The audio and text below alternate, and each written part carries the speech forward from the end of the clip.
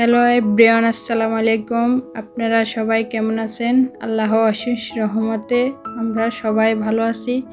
তো যেখান থেকে আমার ভিডিওটা দেখছেন, পুরো ভিডিওটা দেখবেন। তো সকাল সকাল ঘুম থেকে উঠে ফ্রেশ হয়ে সকালে সবার জন্য নাস্তা রেডি করব। তো এদিকে আমরা তো সবসময় ম্যাগি নুডলস খাই সহজ পদ্ধতিতে। তো আজকে ভাবলাম বাচ্চাদের জন্য একটু কোকোনাট নুডলসটা পাকাই, দেখি বাচ্চারা খেতে পারেনি। এই নুডলসটা বেশিরভাগ মানুষ খেতে চায় না। তো আমি বাসায় নিয়ে আসলাম কোকোনাট নুডলস। তো ওইটা ডিম দিয়ে ভালো করে মশলা দিয়ে, ওইটার সাথে তেমন মশলাগুলো আর টেস্ট নেই। তো আমি 2টা ম্যাজিক মশলা মিক্স করছি, ওদিকে সস ডিম সবগুলা দিয়ে মোটামুটি অনেক ভালো হয়েছে, সবাই খেয়ে প্রশংসা করলো। তো এতটুকু তো এদিকে বাচ্চাদেরকে খাওয়াই, আর বাচ্চাদের আবার স্কুলের জন্য টিফিনে দিয়ে দিলাম। তো এদিকে আবার দুপুরে টাইম হয়ে গেল, দুপুরে রান্নাবান্না শুরু করতে হবে। তো আজকে ভাবলাম সহজ পদ্ধতিতে কি করা যায়। তো এই যে বাসায় ডিম ছিল, তো ডিমগুলো সিদ্ধ করে আজকে একটা ডিমের রেসিপি করব।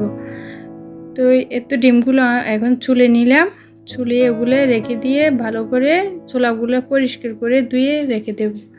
তো ডিম তো শরীরের জন্য অনেক উপকারিতা। সব সময় বাচ্চাদেরকে সকালে নাস্তার সাথে আমি একটা করি ডিম চেষ্টা করি দেওয়ার জন্য। তো এখন ডিমের রেসিপিটা বানিয়ে ফেললাম।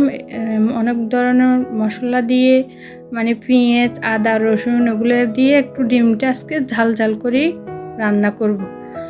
তো দেখুন মশলাগুলো দিয়ে সাথে একটা ম্যাজিক মশলা দিলাম টেস্টের জন্য।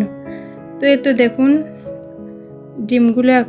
ডিমগুলোকে আমি ভেজে নিই ডাইরেক্ট, হালকা হালকা কেটে নিয়ে এখন বসিয়ে দিলাম। তো দেখুন আস্তে আস্তে ডিমগুলোকে নেড়ে চেড়ে দিয়ে একটু পানি দিয়ে ঢেকে রেখে দেব।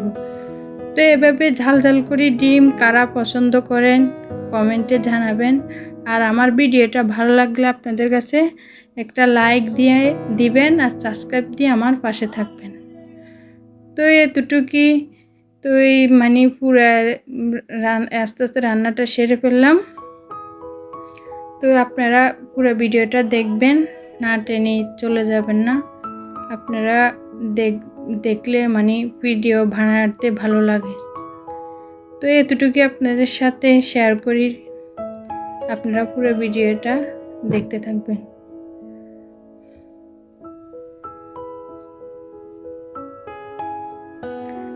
তো এখন ডিমের রেসিপিটা বানিয়ে ফেললাম।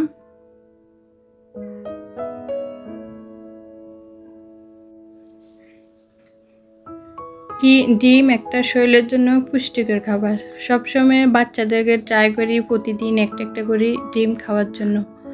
ওরা ডিমের সাদাটা খায়, কুসুমটা খায় না। তো ডিমের রান্নার অনেক পদ্ধতি, ডিম অনেকভাবে রান্না করা যায়। ডিম দিয়ে শর্টকাটভাবে আলু রান্না করা যায়, একটা ডিম দিয়ে ভাজি করি খাওয়া যায়। ডিম আমাদের ছোটোখাটো সংসার সবার জন্য ডিম একটা সহজ পদ্ধতি। তো ডিম আমার থেকে অনেক ভালো লাগে, ঝাল ঝাল করে রান্না করলে এটা অনেক মজা লাগে। তো কারা কারা ডিমের রেসিপি সবসময় বানান বাসায়? আমার থেকে সবসময় ডিম দিয়ে সব আইটেম ভালো লাগে।